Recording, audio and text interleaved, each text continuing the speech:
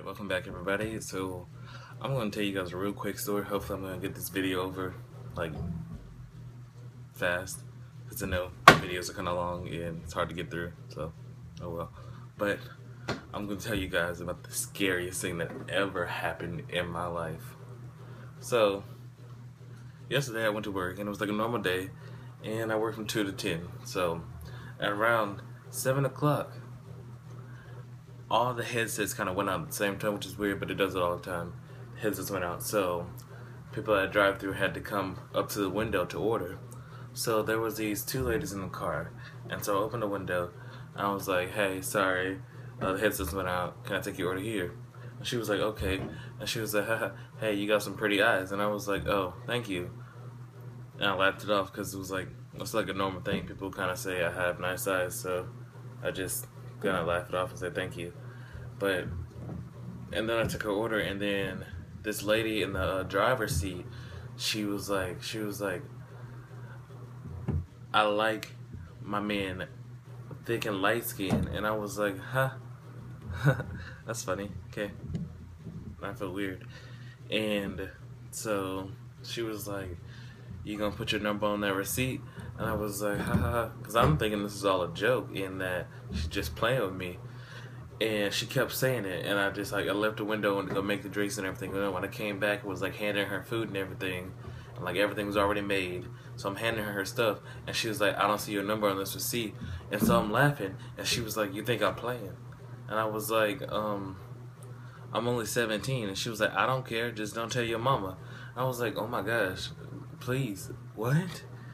And so she's like, "Put your number on this receipt." She handed the receipt back to me, and I took the receipt, and I was like, "Oh my gosh, do I write my real number down or do that?" And I was like, she was like, "And don't write no fake number down."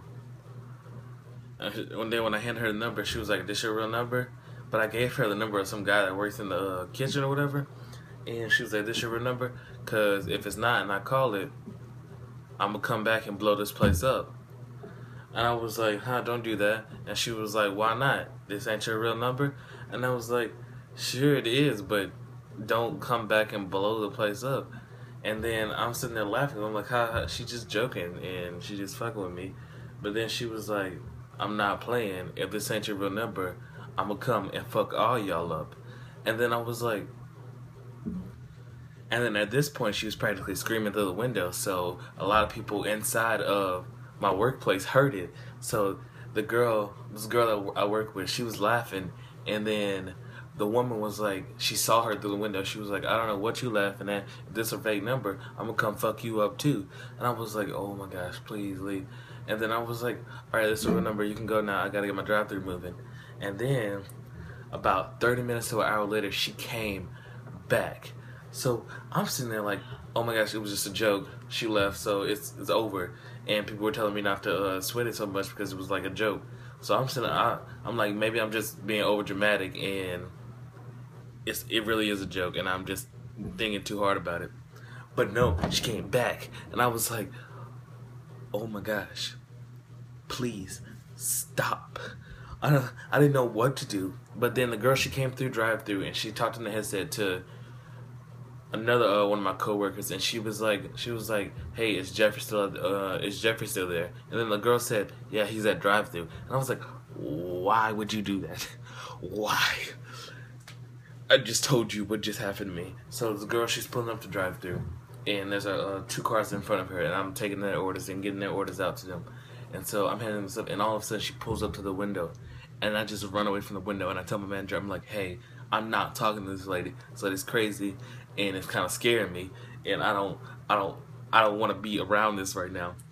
So my manager went to the window, and then he talked to her, and she was like, "I need to talk to Jeffrey." And my manager was like, "Well, you can't talk to him right now. He's trying to get the drive-thru moving." And she was like, "I understand that, but before I leave, I need to talk to Jeffrey." And I was like, "I do not know this lady. Why is she doing this to me?" I'm like, she just kept telling him, she was like, "Well, I'm gonna pull up and wait till he get off work." And I was like, "What?" And the manager was like, "No, you can't do that. Please leave the premises." I guess he said he was gonna call the police or something like that. And I was like, "Please get her to leave because I do not feel safe right now." And I don't know if she thought that I was just like being rude because she was an older woman. She was like her late 30s or something, but I wasn't. I don't even like talking to people my age, let alone somebody that's a grown woman. Why? I just don't. And the fact that she was like, I'm gonna come blow this place up, and it was like a joke at the beginning, but then when she came back, it got all kind of serious, and I was like, please leave me alone. This is not okay. And I gotta go back to work tonight, and I pray to every single, I just pray with every single fiber of my being that she is not gonna come back tonight, because I'm gonna cry. I'm gonna cry because it was just so freaking scary, because I have no idea who this lady is, and she said she was gonna blow the place up. I just hope she don't blow it up when I'm in it. When I'm in it, I ain't trying to die because of this. What? No.